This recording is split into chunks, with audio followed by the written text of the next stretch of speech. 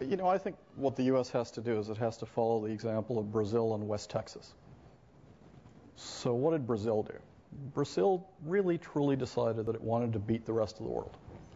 And it went out and it started looking for the greatest talent it had. And it looked north-south, it looked black-white, looked mulatto. Didn't matter what your dad's name was, doesn't matter if he was of Spanish descent or of Indian descent or whatever. It just mattered if you were good.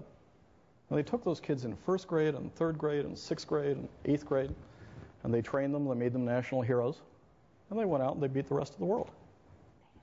They absolutely became the best in the world, and they did so 5 times. Now, the only problem with Brazil's strategy is they chose to do that in soccer. The only problem with West Texas' strategy is you have exactly the same strategy going on in high school football. So you go out, and you have 2-a-day practices, and you have a varsity team, and you take the best kids, and you truly make them the best kids.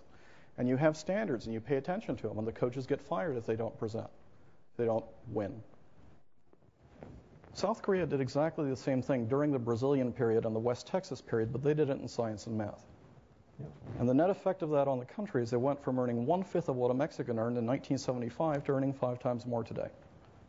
Because they made varsity math and varsity science and varsity digits and computing and life sciences a national priority, and they trained their kids, and they made those kids heroes, and that's the values they had. They weren't interested in winning the Texas football championship. They were interested in winning the World Patent Championship, and that's the reason why the 4th greatest producer of patents in the United States today is a Korean company. And that's why Korea has the same number of engineers as the United States has today. So it really depends on what you're focused on.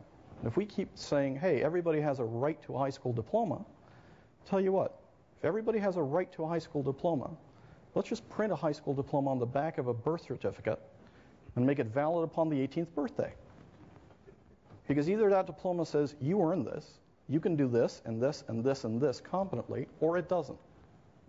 We've got to get serious about this stuff. And in classrooms that have 2 teachers in public schools, one of those teachers shouldn't just be dedicated to the problem kids. Part of that teacher's time should be dedicated to the excellent kids.